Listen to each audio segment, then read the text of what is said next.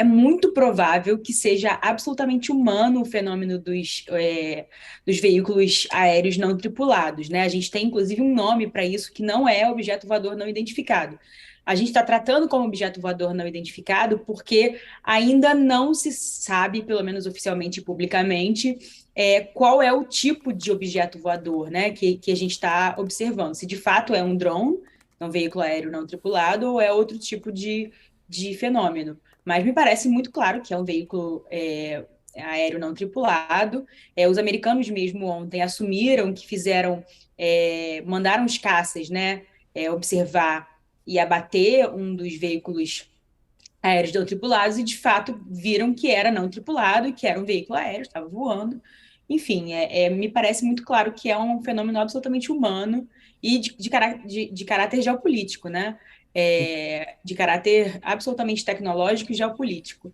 Não são balões todos, não? Não, Olha, tem um octógono. deixa eu dar aqui uma direção que é importante a gente contextualizar. Naquela região lá do norte, próximo ao polo, no Canadá, ali existem estações meteorológicas em que, em geral, são lançados balões. Então, a gente não pode descartar a hipótese de serem balões meteorológicos que se desgarraram do próprio país, do próprio Estados Unidos ou Canadá, né? Você imagina que eles engendraram todo o mecanismo de caças, né? Cada míssil custa US$ 400 mil, a hora do avião são US$ 35 mil para abater esses objetos, né? E enquanto que a gente tem acompanhado em sites especializados, cada vez mais levando a tendência de que são, sim, balões e que seriam balões de medição meteorológica. O formato deles vai de acordo com a tecnologia cada vez mais avançada que a gente tem aí à disposição, né? Mas não fazem nenhum movimento errático, nenhum movimento que a gente está acostumado a ler sobre os UAPs, né? Que são fenômenos aéreos não identificados, movimentos em 90 graus, de disparada, não. São objetos que estão indo de acordo com os ventos, né? Então, isso mostra muito claramente que eles são objetos que estão ali fazendo algum tipo de medição, né? Provavelmente pode ser medição meteorológica, e em menor escala poderia ser um tipo de espionagem, né? Mas eu chutaria mesmo alguma coisa ligada à medição meteorológica. Mas isso de repente não precisa ser explicado? Aí eu passo a pergunta até para a professora Mariana, que é professora da Escola Superior de Guerra, e isso é muito importante. Quando há algum tipo de medição, assim, isso aí não precisa ser comunicado ao outro país, e por isso os Estados Unidos acabam reagindo dessa maneira, abatendo isso sem uma explicação clara. Como é que funciona essa comunicação de que está colocando alguma coisa ali para fazer algum tipo de medição, professora?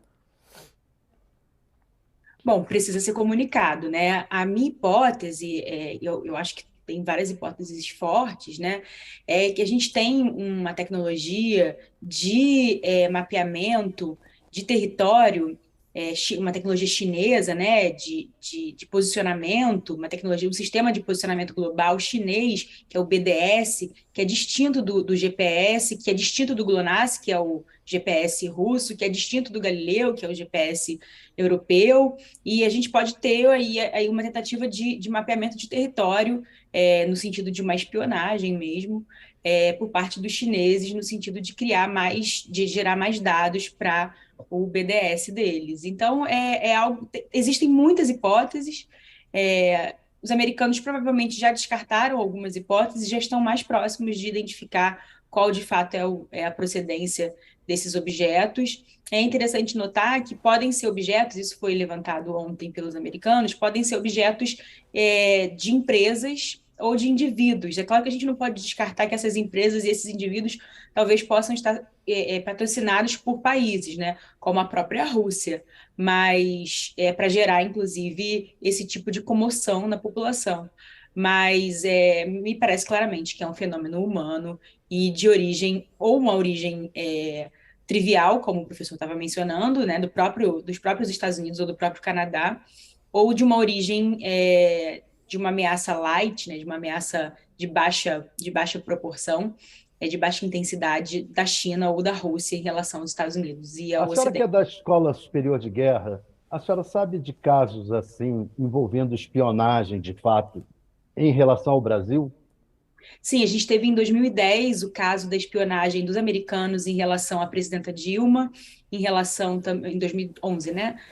2011, 2013, a presidenta Dilma e a Petrobras, né? Que foram casos em que os Estados Unidos assumiram que estavam de fato espionando o Brasil, mas não eram espionagens com objetos voadores não identificados, é, ou talvez não fossem, né? A gente não sabe exatamente qual é o tipo de espionagem que eles de fato estavam executando àquela altura.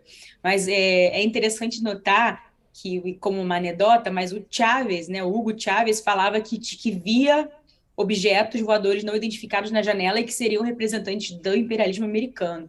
E a gente via uma certa chacota, né? Mas, de fato, há esse precedente, não só por parte dos Estados Unidos, mas por parte da China também, de veículos aéreos não tripulados fazendo mapeamentos, fazendo reconhecimento de terreno. Isso não seria improvável, absolutamente provável que sejam os próprios chineses ou os próprios russos, inclusive tentando medir uma reação, qual seria a reação dos americanos em caso da presença de veículos aéreos não tripulados no território, né? E é possível, como a gente pode lembrar da época da espionagem ao Brasil, a espionagem que também foi feita à Alemanha pelos Estados Unidos. Então, a gente não pode descartar, embora seja uma hipótese muito fraca, a gente não pode descartar a hipótese de ser um veículo dos próprios europeus.